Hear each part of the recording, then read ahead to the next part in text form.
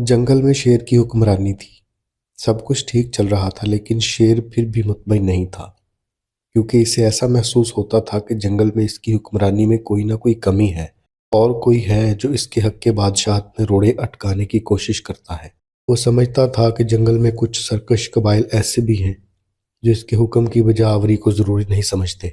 यही बात शेर की बादशाहों वाली अना को ठेस पहुंचा रही थी। लिहाजा शेर बहादुर ने अपने मशीरों से अपने दिल की बेचैनी का जिक्र किया, और इसके बाद इसके मशीरों ने शेर बहादुर को जंगल में अपनी बादशाहत की गिरफ्त मजबूत करने के लिए ताकत के इस्तेमाल समेत कई ऐसे मशवरे दिए, जिससे शेर को यकीन हो गया कि इन मशवरों पर अमल करके इसकी बादशाहत ना सिर्फ मजबूत हो सकेगी, बल्कि मुस्तकबिल में इसकी बादशाहत के खिलाफ कोई बगावत का सोच भी नहीं सकेगा। अपने मशीराने ख़ास के मशवरों पर अमल दरामद शुरू करते ही शेर को एहसास हो गया था कि जंगल के सरकश कबाइल को अपनी अतात पर बज़ोर ताकत रजामंद करना कोई आसान काम नहीं है, बल्कि उल्टा शेर की बादशाहत को नुकसान पहुंचने का अंदेशा है। लेकिन अब देर हो चुकी थी। शेर की बेजा सख्ती ने जंगल में ही रिहाइश पजीर टाइगर को इसके मुकाबले पर ला खड़ा किया था, और अहम बात यह थी कि जंगल के बासियों की एक बहुत बड़ी तादाद ने टाइगर को अपना मुश्किल कुशा तस्वर कर लिया था। मर्ज बढ़ता गया, जू दवा की।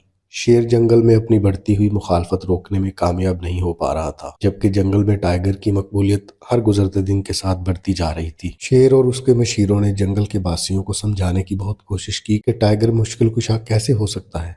उसे तो बादशाहत का कोई तजर्बा ही नहीं है, उसे जंगल के मसाइल का कोई अदराक नहीं है। तुम सब की मुश्किलात बढ़ जाएंगी, लेकिन जानवरों की बहुत बड़ी तादाद अब शेर की मुखालफ हो चुकी थी। इसी मकबूलियत को देखते हुए टाइगर ने शेर से बादशाहत छोड़ने और जंगल से निकल जाने का मुतालबा कर दिया। शेर के इनकार पर शेर और टाइगर के दरमियान एक खतरनाक जंग हुई, जिसमें जंगल के कुछ ताकतवर किरदारों ने लड़ाई के उसूल ज़वाबित से हटकर टाइगर का साथ दिया, जिसके सबब शेर जख्मी हुआ। बावजूद इसके कि शेर के वफादार साथी जंग जारी रखना चाहते थे, लेकिन शेर ने जंगल और यहाँ के बासियों की बका और सलामती को मुकद्दम रखते हुए दुखी दिल के साथ जंगल छोड़ जाने का फैसला किया। अब बादशाहत टाइगर के पास आ चुकी थी, जिसे बहुत से चैलेंजेस दरपेश थे। सबसे पहले उसे जंगल के बासियों को यकीन दिलाना था कि जंगल के बासियों को दरपेश तमाम मसाइल का जिम्मेदार शेर था, जबकि अब इसके पास जंगल के बासियों को दरपेश तमाम मसाइल का हल मौजूद है। फिर उसे शेर के वफादार साथियों से मुकाबला भी करना था, जो शेर को जख्मी होने और उसे जंगल बदर करने का बदला लेना अपना फर्ज मनसबी समझते थे। लेकिन शेर की जंगल में अदम मौजूदगी के सबब इनके अंदर भी क़यादत का फुकदान पैदा हो चुका था। शेर के कई साथी अब खुद को शेर समझने लगे थे और शेर की जगह लेना चाहते थे, लेकिन शेर के तमाम साथी ये भी जानते थे कि शेर की जगह लेना किसी के लिए मुमकिन नहीं, क्योंकि शेर जख्मी जरूर हुआ था लेकिन जिंदा था, और जंगल की रियाया मुस्तकबिल में कभी शेर के अलावा किसी दूसरे बादशाह के रूप में देखने को तैयार ना होती। दूसरी जानब टाइगर ने अपने मशीरों की मदद से बादशाहत के हुसूल के लिए एक टीम तश्कील दी, जिसका काम सिर्फ जंगल के बासियों को ये यकीन दिलाना था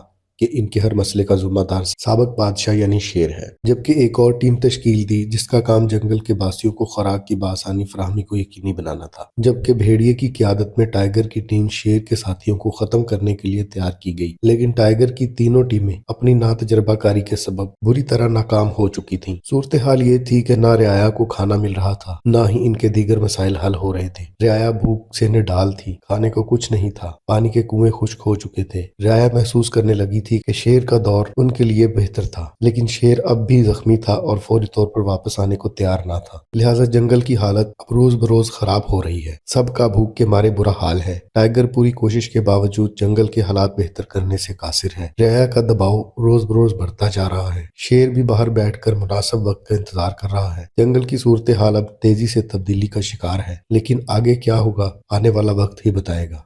लेकिन टाइगर के लिए कुछ भी ठीक नहीं है।